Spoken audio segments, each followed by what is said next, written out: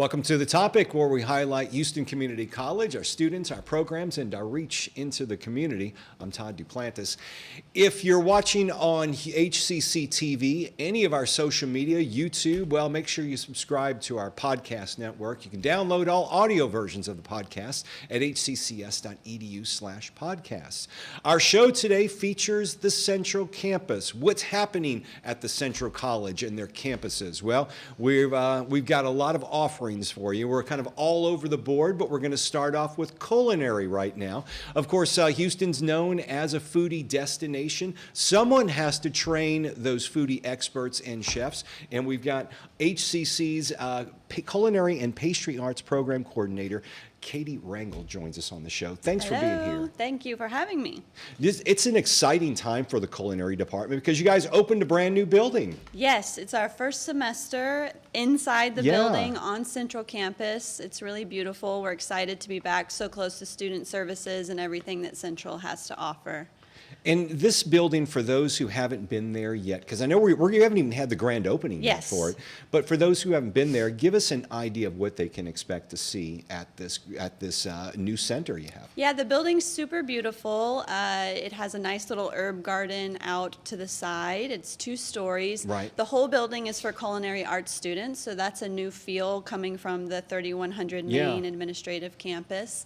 We have more lab space there, so before we only had a lab for pastry and 1.5 labs for culinary, and now we essentially can double that capacity. Wow. So it's really inviting and creative and inspirational space to be in. With this new space, are you able to offer a wider range of courses or different scheduling times? Yeah, well, the scheduling is pretty packed still. Right. They're doing a Culinary 2.0, which is the build out of the additional labs in the next year.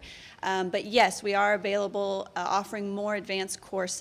And then one thing that's really cool about this building is we have a specialty demo kitchen. It has 3 walls of glass windows that look out onto Central Campus, and we can invite guest chefs in, industry folks in, HCC alumni that are working in the city can come in and hang out, talk to our students, do a live cooking demonstration as well. When do you see that being incorporated? Because that's pretty exciting. Yeah, probably in the fall. Okay. The soonest would be the fall. This first semester, we're just kind of getting comfortable. The students are getting comfortable, and then as we continue, being able to add those events each month in the fall and spring of next year. It's got to be exciting because you mentioned something just real briefly that we're kind of full right now with the course offerings. That's got to be exciting that you're in a brand new facility, state-of-the-art technology. You're working with students, but you're in courses that are popular, that are full, and you're in Houston. That's a major foodie destination. Yeah, I don't know if anybody has told you all yet, but just a few weeks ago, we got a really large donation from Hugo Ortega's family. I was going to bring that up as well. Yeah. So the family, they actually stopped by in the evening after the big check presentation and spoke with our students. We have many students that work for their restaurants, Curator and Third Coast, which is a catering service, and Sochi. So it's a really cool experience to have those folks come and speak with our students and see what the possibilities are for them. He's such an inspirational story, really, when you learn his story. And he was kind of around when HCC in our culinary program was launching, and it really launched him. And that was, we're talking a couple of decades ago. Yeah, him and Chef Eddie have been fast friends since then. And so it's fun to have him come and speak. And the students are able to resonate and see themselves in his experience as well. And just for those who aren't familiar, his donation is going to be providing, is it a library, and how is that working? I believe it's scholarships. So it's brand new information. I don't know 100%, but I believe it's scholarships. And then his name, his family's name, their legacy is going to be a part of our lobby going forward. So that's a really cool thing for the students to walk in and see, you know, this could be me someday as well. How, you know, with the Houston being such a foodie city, it's called that, has the growth in your program, have you seen it grow over the past 5 years, 10 years? When has the spurt really happened? Yeah, probably the last 5 years. And then in addition to the things that we're doing at Houston Community College, if you look at the local high schools in our area, they're building these really fabulous CTE centers for the high school students. I was just judging at the local district competition last week, and they're doing great great things from that level going forward. So we're getting a better quality student. We're getting people that are really interested in doing this for their career and long term and have the passion for it. So that's really changed the face of our program.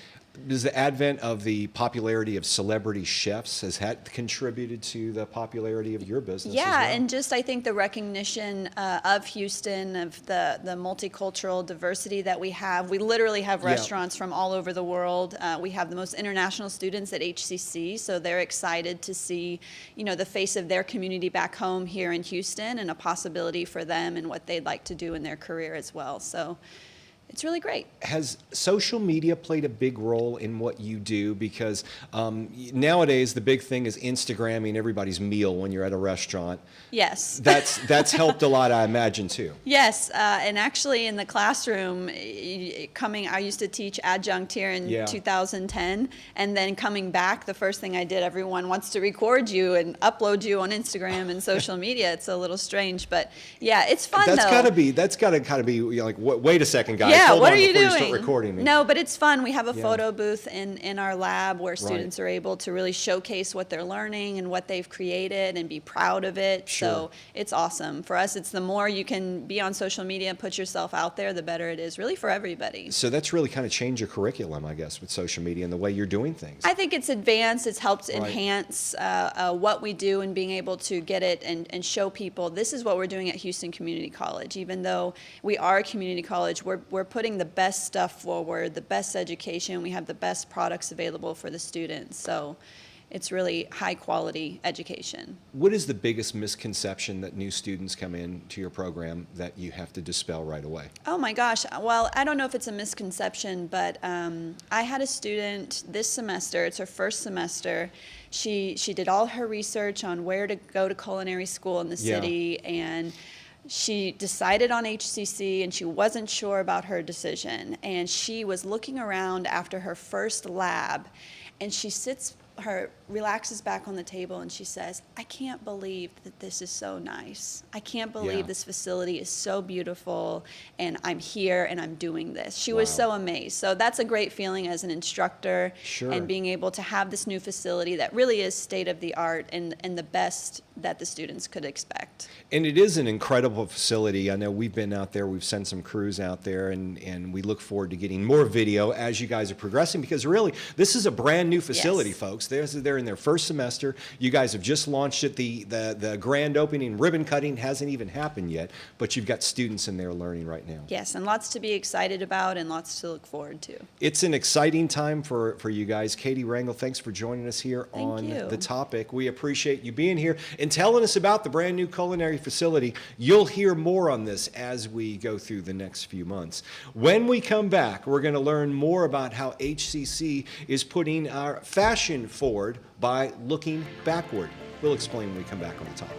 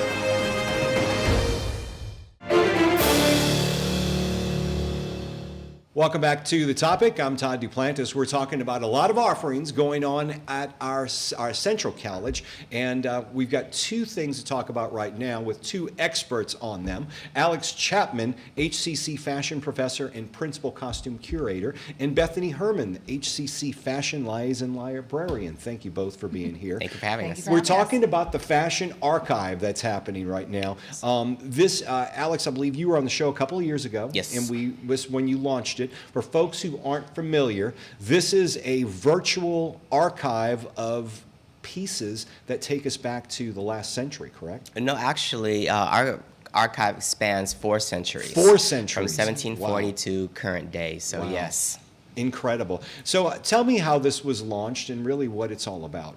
Because we're going to assume that most of the folks out there have not seen the archive yet or haven't even been online to see it yet. The collection actually started in 1985 from Kay King, and when she started collecting and assemble these pieces from all of her friends. And now we just kept them in cold storage in room 300 in the old Satin Jack building.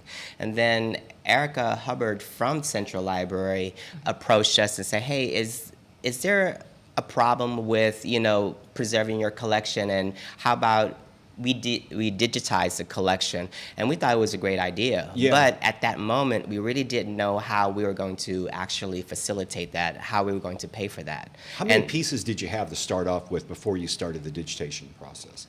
We started about between 8,000 to 10,000 pieces. 8,000 to 10,000 pieces. Yes. So in the past, for classes who wanted to study these pieces, did you have to have someone like an archivist or a librarian go bring the pieces from the cold storage, place them out for the students, and then everybody wears special gloves and Correct. put glasses on and masks and look out? Yeah. Well, like I Indiana mean, Jones looking at The one of the lost gloves and arks or everything, something. yeah. Yes, Yeah. it would be the professor. It would Yeah. be the professor, and it would be the needs of the students. And so if there was a need that a student wanted to see, like a type of closure or a type of finish, then the professor would go in and actually, with gloves, and Yeah. present those pieces to the students. And that had to be taxing on the pieces, correct? I mean, every Oh time yeah, you're using. and when the library got involved, we went in to do kind of an initial assessment Yeah. to see how they were stored, things that we could do, and we knew that this is something that could really use kind of our expertise, our help to Right. really help facilitate the preservation of it, but also to make it more accessible to just beyond the potential for that collection. When we saw it, was that this could be a worldwide resource. Yeah. And that's really where we came in, looking for. We had different phases of digitizing this collection.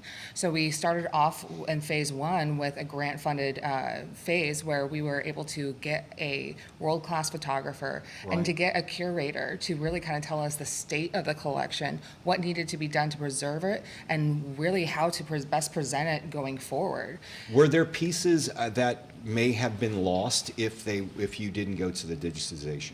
Oh, I believe so, absolutely. Well, there are a lot of pieces Yeah. in vast array of decay. So Yeah. what we do is we try to preserve them in archival boxes. But yes, I mean, if we didn't digitize them, some of the pieces, because of dry rot as opposed Yeah. to mold as well, we could have been lost. And sometimes we don't really keep those pieces anymore because it could later infect Right. other specimens in the Yeah, collection. once you get some type of mold on them. or Correct, something and like we do that. have a slight mold problem right now.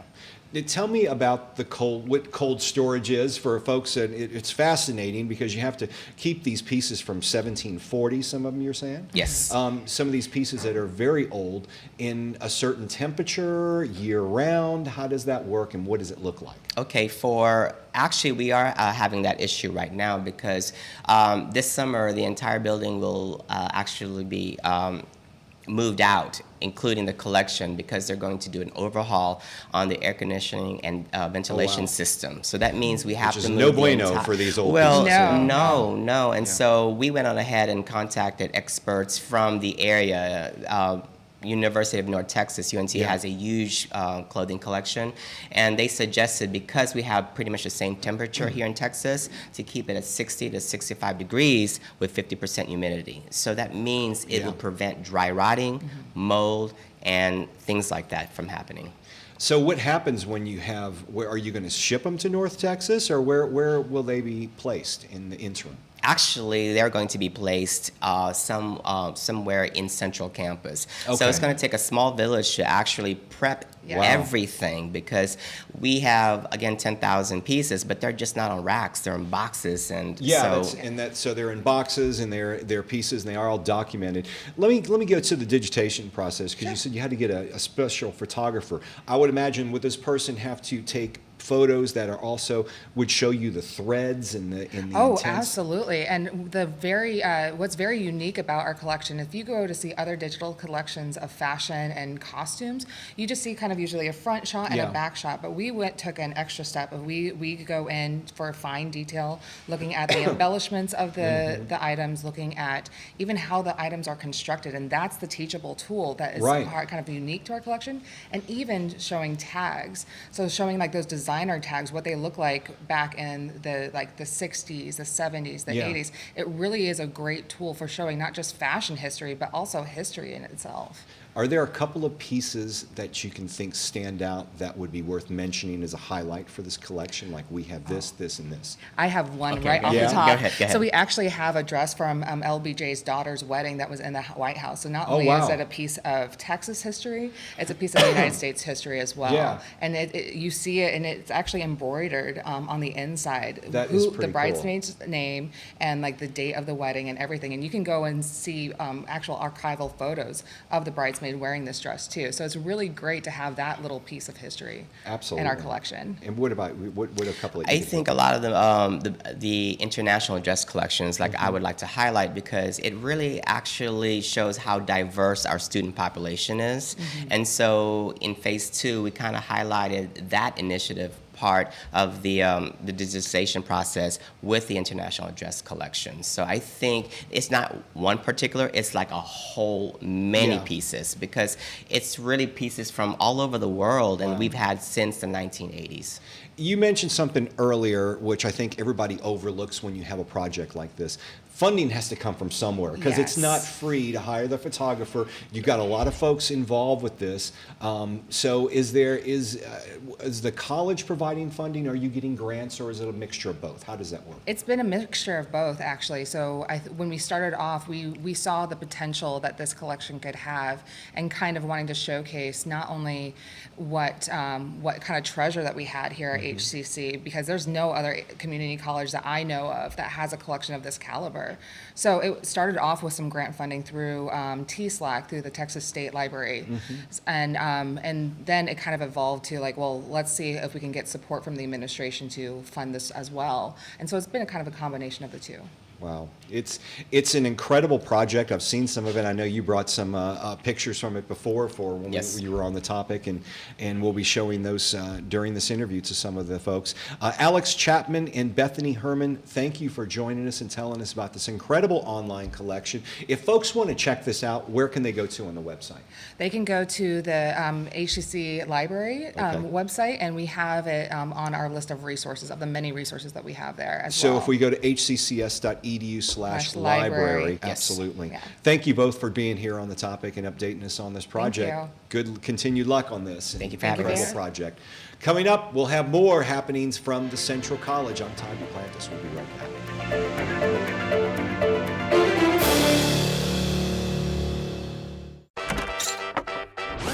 Meet Lisa. When she's not moving to a Zydeco beat, she's making moves towards a better job with a nursing degree from Houston Community College. Ça c'est bon, Lisa. HCC, for everyone, anytime. I've seen people's lives change just by attending a class at HCC. Some of them might not have the financial means to go to a four-year university. That doesn't make them any less quote-unquote smart than the kids who go to a four-year school. HCC is easy to get to. It's easy to apply and easy to become a part of. It gave me so much confidence. Once you finish your 2 years there, you can transition into a four-year university or go into the workforce. It's affordable, it's accessible, it changes lives. Meet Travion. His mom went to Houston Community College, so choosing that was easy. Choosing what to study from more than 100 instructional fields? Not so much. HCC, for everyone, anytime. Welcome back to The Topic. I'm Todd Duplantis. You know, college students struggle a lot, and they juggle a lot of things while they're trying to go to school, maybe transportation issues, financial aid issues, but also food insecurity. That's right. That's becoming a big issue among college students, and really, we all have a hard time functioning when we're just not eating enough. Food insecurity is a big deal. Dr. Stacy Welcome, Dean of Student Success at the Central College, joins us here today. Thank you. Welcome to the show. Thank you for having me. Food food insecurity, realistically, not able to be able to afford enough food to put on your table these days to support your family. This is a big thing for our students? It's a huge thing for our students. We're finding that a lot of students are just hiding, basically. It really came to light for us at Houston Community College because our faculty, again, are the pulse of our students. And they were providing snacks for students because they noticed that students were not able to concentrate. And so it is a major issue that we found, and it's a national trend, so it's not just here in Houston. Well, you look at the high schools and the middle schools and elementaries. Yes. A lot of kids are on the food program while they're going through. It's a free lunch program, and now they're extending it to dinners as well, where they can take home dinners. That just doesn't go away just because you're going to college. Correct. You know, Correct. so we're something that I guess that needs to be looked at from a larger level. But what are we doing here at HCC? I know we've got a couple of programs working with the Houston Food Bank to help our students. Absolutely. So our director of counseling, Dr. Manaz Kalani, was the one who really did the heavy lifting on this. We were able to sign a memorandum of understanding with the Houston Food Bank, and the Houston Food Bank provides us an opportunity of what we created, which is called the Eagle Mobile Market. Okay. It allows us to serve our students twice a month. For Central, we have 2 locations, and the first and third Wednesday of, actually the first and the third Thursday at our South Campus, our Houston Food Bank partners are there. The second and fourth Thursday of the month, they are at our 1300 Holman campus.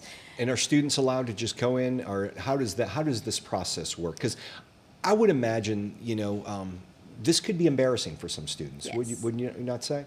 Absolutely. And again, the first thing with our Houston Food Bank partners is we have to go through training. Right. And our training of food handling as well as civil rights in order to be sensitive to those needs. In student services, we see a lot, so we know about being sensitive. And so for the program, all the student has to do is just be currently enrolled. Okay. Once the student is enrolled, they will come to our distribution for the Houston Food Bank. They will do an initial intake form. That's for the Houston Food Bank's process. Once they do that form, we issue them a card that's designated specifically for this program through the partnership with the Houston Food Bank. The students are allowed to visit twice a month, and they get up to 60 pounds of food each. 60 pounds each 60 visit. pounds. Wow. It's as much really as they can carry away. Absolutely. Yeah. And to date, I have not seen one student that's actually hit that amount because it's just difficult for them to carry it away. So what's been the popularity and the numbers that have turned out for when you had these in the past? Well, I will say this, actually, our memorandum of understanding was signed just before the new year. And so we just began our program this month. Okay. And I can say on average, we have about 50 to 60 students that actually visit the mobile unit. It can hold up to and serve up to 100 students. Okay. But for those students who maybe are taking a class and they're not able to meet the time frame for the Eagle Mobile, we also have our Eagle Market, which is our standalone unit that's inside of our Learning Hub building in room 215 at our 1300 Holman campus. And so students are allowed, as long as they're currently enrolled, they're allowed to visit that unlimited times. There's and that's open all the time? Or it's open Monday through Friday. Okay. Our hours of operation is Monday through Thursday, 9 a.m. to 5 p.m., and on Fridays, 9 a.m. to 4 p.m. So you literally have your own pantry on the campus that's open almost daily for the students, in addition to having the mobile unit to supplement that. So if you think about it, Todd, a student has an opportunity to go to the grocery store 3 to 4 times a month. Absolutely. Right? Yeah. And so the availability of the foods, this particular program was really created to help students stay on course and finish strong. And what we found for our students is that it is really meant for short-term needs, right? We do have some students that have long-term needs. And so when we see those students, when you were talking about sensitivity, when we see those students that are coming in daily to our Eagle Market, what we do is have a sit-down conversation with them, and then we refer them over to our counseling. Our So act counseling as and a our service financial aid. connector to get 'em out there, Absolutely, right. absolutely, because we have more community resources that are Yeah. more skilled to be able to help those students with those needs. These particular ones that we offer are really short-term. And I imagine if they're coming in on a daily basis, it's a matter of, like you said, hooking them up with something that's going to be more of a long-term solution to help them get out of the situation that they're in. Most right now. definitely. We have the process where students, again, remember, we have dual credit students as well. Yeah. And so our students come in and they just want a snack. And so we have a grab and go section where Oh, wow. we pretty Okay. much grab and we Yeah. put together maybe granola bars. Sure. We try to keep it healthy, maybe some apples, some oranges, some chips. And then we have the self-selection where students have the opportunity to choose the items that they would like. There's a maximum amount that they can choose per item, but it's enough according to our food pyramid that will sustain them for that day or that week. Who runs the pantry? Is it run by counselors or volunteers? How does that work? You know, actually, this is one of my passions. So it is run by the dean's office. Okay. And so we have our staff, our student service staff that works within the pantry, well, within our Eagle Market. The national trend is we want to stay away from pantries because that has like a negative connotation. Yeah, I could right? see. I could see what you're yeah, where you're coming from. So they with that. do Yeah. serve in our Eagle Market to be able to support this this endeavor. And one, I will say, on average, our foot traffic is picking up. So we see about 10 students per day at this moment. So the word is getting out now, and Yeah. our faculty has done a great job in really supporting our Eagle Markets throughout our district, and our students are now coming, and there's no shame to it. Sure. Because we take away that shame part. It's open for our students. And so they willingly come in, they grab the items that they need, they do a quick little survey, and then after they complete that survey, then they're able to pick up their items and leave. It's an incredible program, and if folks want to get more information on this, you can go to hccs.edu/counseling. On the counseling page, you can Absolutely. email people or find more information because you're developing your own page for this, correct? Yes, district is developing a web page, a landing page for basic needs. Okay. And so any student or any faculty member that just want to help and want to know how do we and how can we help, that landing page will be available. It's coming soon. And as a Absolutely. matter of fact, our program is so great. I just want to play this, that we will be having a ribbon cutting March 9th. With our other partner, Helping Hands, and we're very excited about really displaying all the opportunities and the items for our students. Dr. Stacy Welcome, Dean of Student Success at Central College. Yes. Thank you for being here on the Thank you topic so much. and telling us about this important subject. Yes. And thank you for joining us today. If you'd like to download the audio versions of our podcasts, well, you can download them at hccs.edu/podcasts. Thanks for joining me on the topic. For HCC TV, I'm Todd Duplantis. I'll see you next time.